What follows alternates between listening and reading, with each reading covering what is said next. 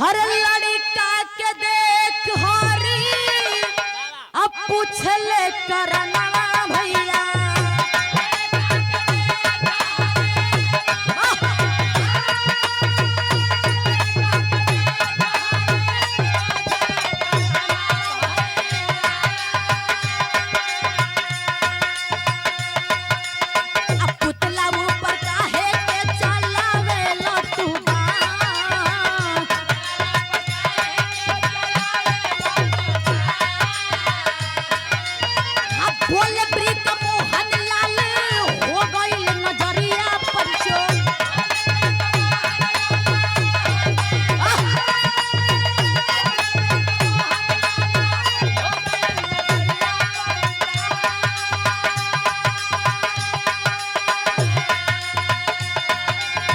दोनों छलकारी लिहले बाबूजी के जान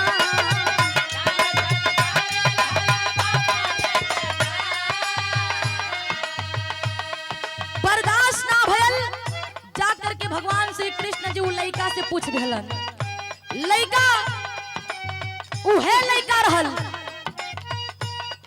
बरबरीक के लइका जेकर नाम ब्रिक मोहन रहल। वही ब्रिक मोहन ओ पुतलवा पर धड़ाधड़ बाढ़ चलावत ह।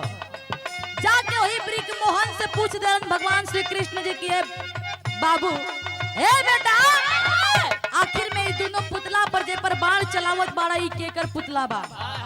लइकवा के नजरिया तुरंत लाल हो गई और क्रोध में आके लइकवा कहलस तू है दोनों छलकारी हमन जौन छल से हमारा बाबूजी के मरले हवा आ जे दिन दोनों सामने आ गइला तहिया इन्हनी के खैर नहीं थे। यहवर कृष्ण जी पूछलन कि आखिर में वो दोनों बा के ई केकर पुतला बा। उ लइकवा बतावे कैसे बतावे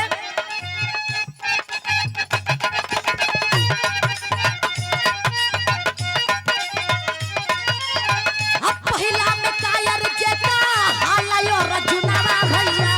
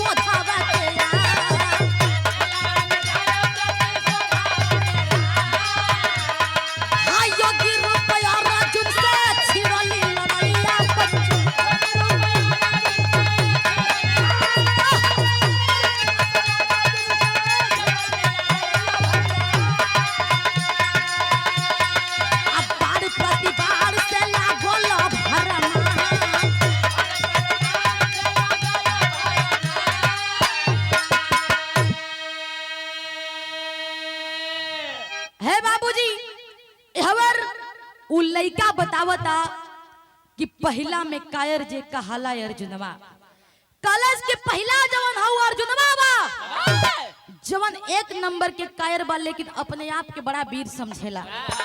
जे दिन हमरा सामने भेटा गई ओ दिन ओकरा के बाढ़ से छल्ली छल्ली कह दे। इतना बात सुन के अर्जुन जी ओई तो आई गइल निकहे अपन लंगोटा उठाई के आ चलत हवा नो करी ओरी भगवान